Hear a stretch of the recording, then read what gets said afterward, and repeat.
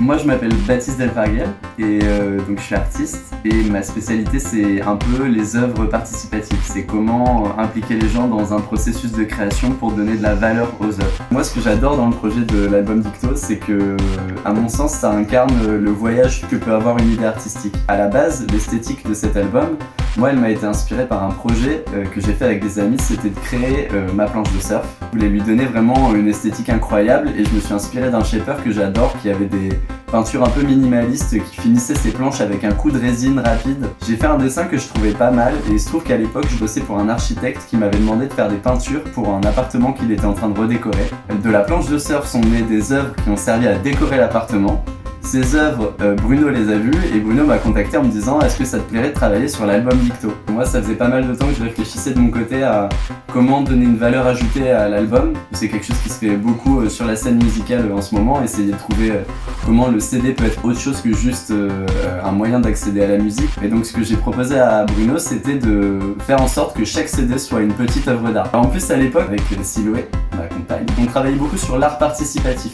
L'idée que, en gros, en impliquant des gens dans la création d'une œuvre artistique, on donne un sens supplémentaire à cette œuvre. Comment faire en sorte que chaque musicien ait sa part dans le processus créatif de l'album. Tout l'enjeu, ça a été d'imaginer une performance durant laquelle les musiciens peignent eux-mêmes leurs albums. En faisant ça, l'idée sous-jacente, c'est aussi de donner une valeur importante à chaque album, puisque chaque album sera différent, et c'est ce qu'on constate sur ça, c'est un des 200 albums. On voit un petit coup de peinture, il n'y a aucun des autres albums qui ressemble à celui-là, il est unique, il est limité. Et c'était vraiment l'idée derrière la création de la pochette. Moi, quand j'ai réfléchi à comment faire pour que les musiciens peignent eux-mêmes leur album, je me suis dit il faut que ça soit simple et rapide pour que ça fasse un effet un peu waouh, un peu buff. Et donc dans cet appartement d'ailleurs, j'ai imaginé un système où un énorme pinceau, qui était en fait une serpillière à l'époque, serait suspendu en l'air, lesté avec des poids et trempé dans la peinture, les albums disposés autour de façon à ce qu'il y ait juste à pousser ce pinceau géant pour qu'il peigne de lui-même avec la gravité les albums aux alentours. Donc j'ai parlé tout à l'heure du voyage que peut faire une idée artistique. Ben voilà, la concrétisation de ça, c'est, j'ai dit à Bruno, moi ce que j'aimerais bien vous faire faire, c'est vous faire peindre vos albums. Ça va être une vraie performance artistique. Et est-ce qu'on filmerait pas ça? Est-ce qu'on se saisirait pas de l'occasion pour faire une super capta?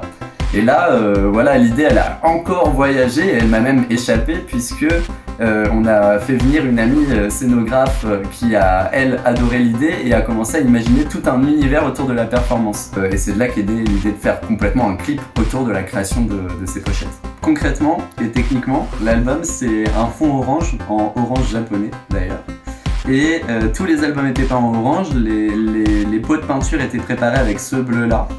Un bleu un peu outre-mer, un bleu un peu électrique. Après, ce qu'il a fallu faire, c'est apposer le logo du groupe et le nom du groupe, et ça, je l'ai fait avec un tampon.